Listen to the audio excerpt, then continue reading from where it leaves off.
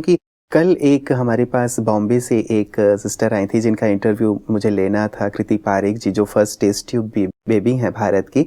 तो वो जैसे आप कुछ मन में विचार करते हैं, वो सामने से वो पढ़ लेती हैं कि जैसे मैंने सोचा कि भई हाँ, फलाने को मैं याद कर रहा हूँ या फलाने स्थान पे मैं ट्रैवल करके जा रहा हूँ। तो अब मैं ट्रैवल कर रहा हूँ तो वो उन्होंने जान लिया कि मैं कहाँ गया हूँ, कौन से देश में गया हूँ, कहाँ बैठा हूँ, किससे मिल रहा हूँ।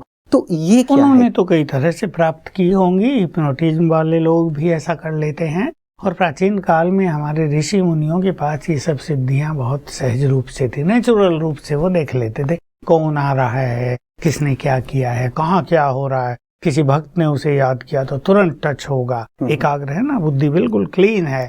किसी ने याद किया, जैसे साईं बाबा के लिए बहुत दिखाते, याद किया साईं बाबा जागृत हुए, किसी भक्त पे कष्ट आया है और उनको मदद कर दी।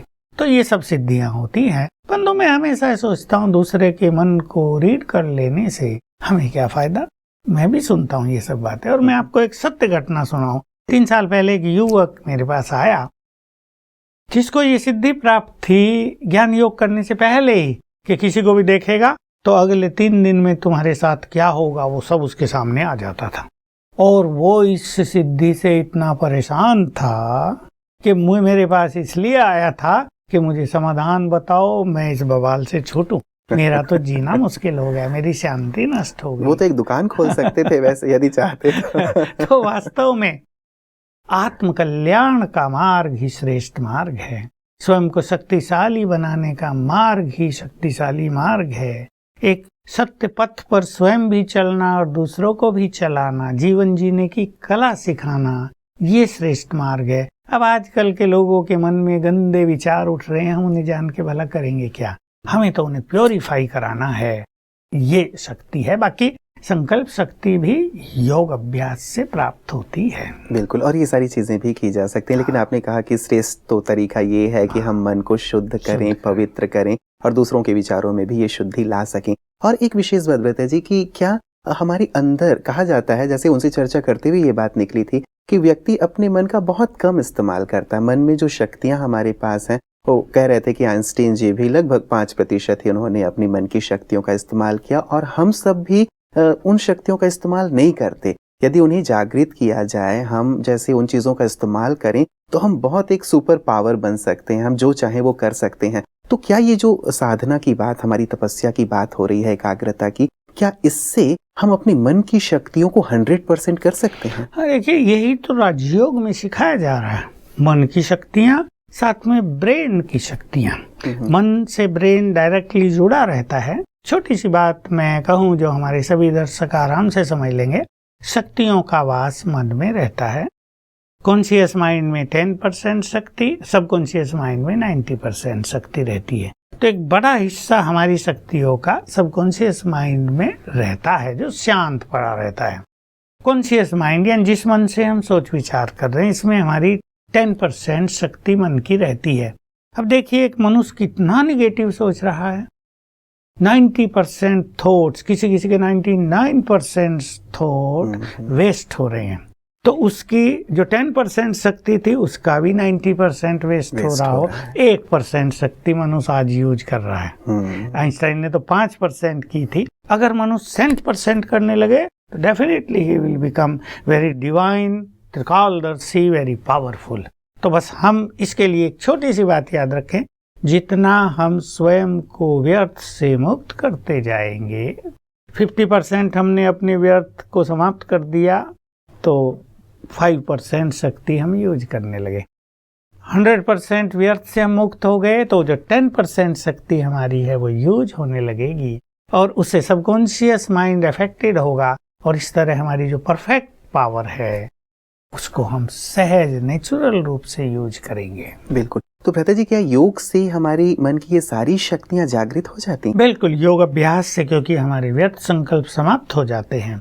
और विशेष रूप से जब हम पावरफुल योग करते हैं, सर्वशक्तिवान की एनर्जी लेते हैं, मैं मास्टर सर्वशक्तिवान हूँ, इस कॉन्शियसनेस में रहते हैं, तो हमारी समस्त सोई हुई शक्तियां जागृत हो जाती हैं और हम बहुत पावरफुल हो जाते हैं। फिर ये माया, विकारों को जीतना, समस्याओं को जीतना ये सब बड़ा सहज और नेचुरल हमें लगने लगता है। जी, इस बात को कैसे मेजर किया जाए ब्रता जी कि हाँ ये इसने 5% यूज किया, या फिर हम जब योग कर रहे हैं तो अब जैसे मैं 10% यूज करने लगा हूँ या 20 हो गया हूँ या 50 हो गया हूँ, इसकी समझ हमें कैसे आए? मैंने बता दिया है कि व्यर्थ संकल्प जितने जितने समाप्त होते जाएं, हमारे मन में श्रेष्ठ संकल्प जितने जितने उठने लगें जी, उतनी ही परसेंटेज में हम समझें कि हम अपनी शक्तियों को यूज कर रहे हैं। आप लोग लंबे समय से ब्रता जी विश्वविद्यालय में राजयोग का अभ्यास कर रहे हैं, आप भी कर रहे हैं और भी बहुत सारी वरिष्ठ हमारी जो दादियां हैं वो कर रहे हैं। आपको क्या लगता है कि क्या मन का जो स्तर है, मन की शक्तियों का जो जागृत होने का, वो 100% तक पहुंच गया है? दादी जानकी जी के लिए कहूँ, उनकी आयु 100 वर्ष होने जा रही है, still brain wise is perfect.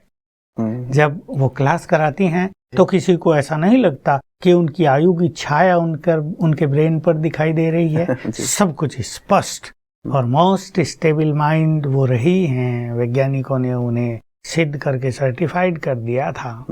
तो मन की शक्ति के कारण वो स्वस्थ भी बहुत जल्दी हो जाती हैं। अनेक बीमारियां आती हैं और फिर वो जैसे पुनर्जीवित हो जाती हैं। तो ऐसे हमारे यहाँ कुछ श्रेष्ठ योगी आत्माएं हैं जिन्होंने अपनी मन की शक्तियों को बहुत ऊंचा उठा लिया है। जी जी जी, और लगातार अभ्यास से इसे बढ़ाया भी जा सकता है। हाँ, लेकिन हमारे यहाँ एक चीज है जो मैं अंडरलाइन करके कहना चाहूंगा कि हम उन अपनी मन की शक्तियों को दिखाते नहीं हैं। उन मन की शक्तियों का प्रयोग पहले सेल्फ प्योरिफिकेशन में और फिर विश्व कल्याण में ही करते हैं। तो यही बात मैं आने वाला था ब्रता जी, क्योंकि व्यक्ति आज चमत्कार को नमस्कार करता है कि हाँ भाई दिखाई दिया तो हाँ नमस्ते। जैसे जिनकी बात मैं कह रहा था, उन्होंने भी एक बल्ब लिया और उसे अपनी संकल्प शक्ति से फोड़ दिया, तो लगा कि सचमुच इनके मन में कितनी शक्ति है। लोगों ने देखा, खूब वाहवाही की, तालियां बजाई। तो यहाँ जो राजयोग का अभ्यास किया जा रहा है, तो यहाँ कुछ ऐसा देखने में नहीं मिलता कि हाँ किसी ने पहाड़ को तोड़ दिया हो, हटा दिया हो, या पेड़ को जला दिया हो, या किसी को जिंदा कर दिया हो। ये सारी चीजें दिखाई नहीं देती हैं। तो यहाँ इस शक्ति का प्रयोग कैसे किया जाता है? देखिए, हम अपनी शक्तियों का प्रयोग पेड़ को जलाने में करें, उसको तो आग जला सकती है, बड़े आराम से माचिस से जलाया जा सकता है। हम लंबी चौड़ी साधना करें पहाड़ को तोड़ने के लिए, उसके लिए तो बहुत सारे साधन बने हुए हमारे यहाँ आबू में, जहाँ तहाँ फटाफट विस्फोट करके पहाड़ों को तोड़ दिया जाता है। ये मन की शक्ति जो स्पिरिचुअल पावर है, ये विश्व कल्याण के लिए, ये बल्ब तोड़ने के लिए नहीं, ये जोड़ने के लिए होती है। ये सब रचनात्मक कार्यों में प्रयोग होता है। ठीक है, किसी ने अपनी शक्ति से बल्ब को तोड़ दिया, घड़ी को रोक दिया, चाबी को मोड़ दिया, जेब में चाबी पड़ी थी वो मुड़ गई, लेकिन आगे क्या?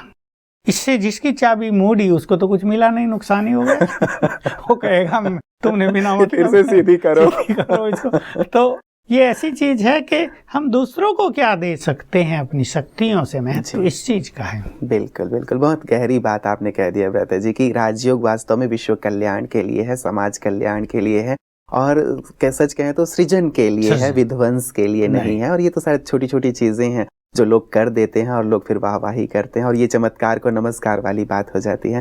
चलिए, बहुत सुंदर प्रकाश आज आपने दिया ब्रता जी, आपका बहुत बहुत बहुत शुक्रिया।